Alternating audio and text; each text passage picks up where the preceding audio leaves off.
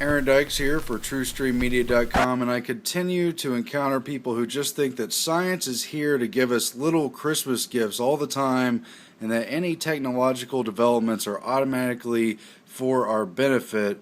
Well, I'm here to warn you otherwise, because those in power are always seeking greater power, and many of their developments have been deliberately crafted to centralize that power and take it away from individuals. And there's a lot of information that goes into that, but someone like the Rockefeller Foundation is a good example of how they fund scientific research to pursue their own individual aims. And there's been lots of books in the 20th century warning about the tendency of science, of technology, to centralize power, and we're going to get to one of the most drastic in just a moment. But one of them is The Technological Society by Jacques Ellul, the French author. He warns about the centralization of power, about the power of brainwashing, the power of propaganda, the technological collaboration of many governments across the world, and a whole lot more. You've got Edward Bernays in his seminal book Propaganda, who explains how experts and scientists and technocrats can steer society that he considers to be animalistic and dumbed down through repetition and basically sales pitches and the like, and that basically you don't live in the world you think you do. Aldous Huxley's big warning book, Brave New World, but also important his nonfiction follow-up, Brave New World Revisited. But I continue to remain interested in Bertrand Russell, The Impact of Science on Society, what I regard as one of the most impactful books of the 20th century. And in 1952, he wrote this in that post-World War II era, warning about, obviously what the title indicates, how much science is going to impact society. In other words, specifically, how much power is going to be changed due to the developments. And we've read other passages before from here. But take first the question of food and population, he says, on page 38. At present, the population of the globe is increasing at a rate of about 20 millions per year.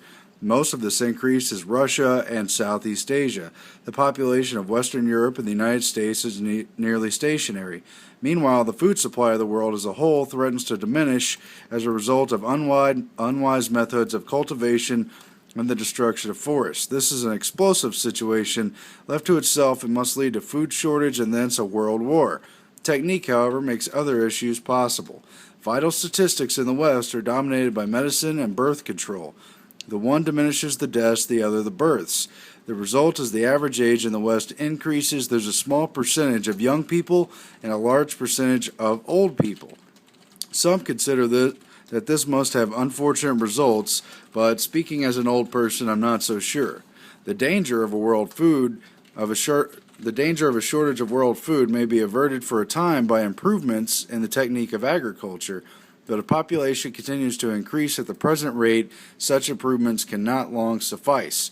There will be then two groups, one poor with increasing population, the other rich with the stationary population. Such a situation can hardly fail to lead to world war.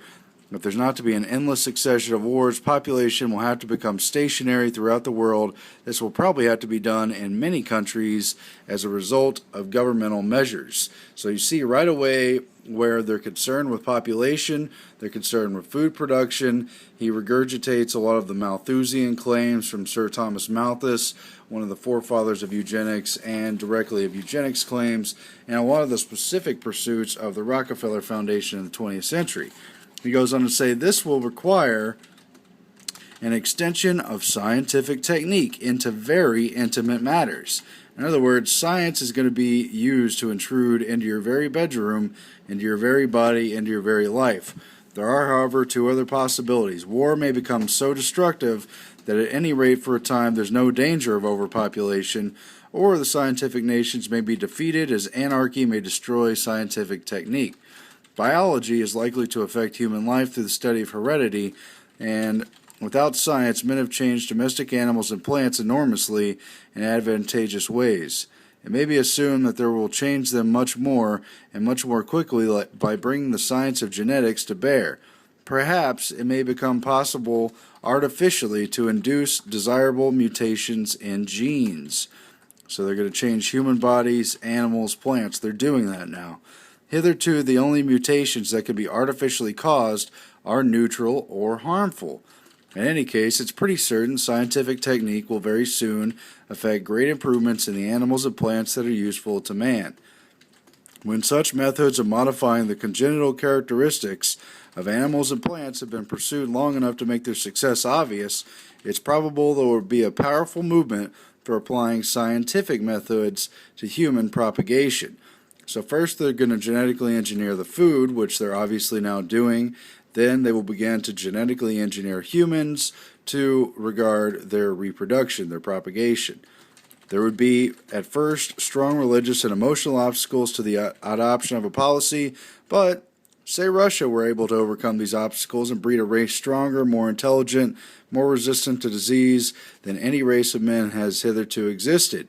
And suppose other nations perceived that unless they followed suit, they'd be defeated in war, and other nations would voluntarily forego their prejudices, or after defeat be compelled to forego them. And scientific technique, however beastly, it's bound to spread if it's useful in war, until men decide they have had enough of war and will henceforth live in peace, i.e. under a world government, which he details just a few pages before. As the day does seem to be at hand, scientific breeding of humans must be expected to come about.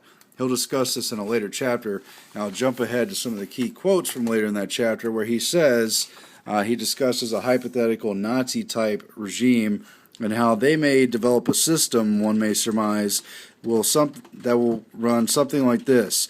Except possibly in the governing aristocracy, all but 5% of the males and 30% of the females will be sterilized, which they've already done to people, and they've established laws to do so.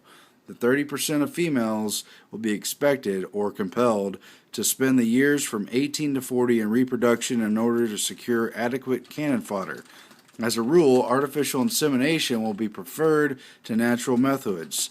The unsterilized, if they desire the pleasure of love, will usually have to seek them with the sterilized partners.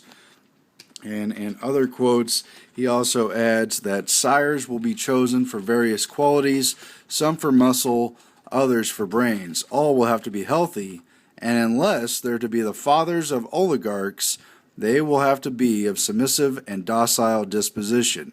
Children will be taken from their mothers and reared by professional nurses. And Bertrand Russell also wrote, gradually by selective breeding, the congenital differences between ruler and ruled will increase until they become almost different species. And so you see in that summation here just some of the possibilities for the rulers to use science and technology to have even greater control over you. The possibility of your being bred to be submissive and docile unless you're an oligarch or from an oligarch. The idea that everyone will be sterilized except those who've been choose to breed. So you got breeders and everyone else is basically sterilized and can love for the sake of love but not for the sake of having their own families. And that children will be ruled basically by the state through professional nurses. And so don't tell me that science can only be used for our advantage. And furthermore, if they're going to genetically engineer food crops like they're now doing through science, but they want to control the population and they're worried about it exploding, as you saw in these quotes over here, do you really think they wouldn't consider putting sterilization agents into those plants? Do you really think those plants are automatically there for your benefit? There have been all kinds of life-changing consequences associated with the consumption of genetically modified foods. Many, many dangers raised by true critics, but totally ignored by the system, which is interested in advancing those crops. And for what purpose? To improve your life or to control it? To help poor people lead better lives or to keep them from reproducing and being a part of this earth? Whose future is it going to be, and what will technology and science be used for?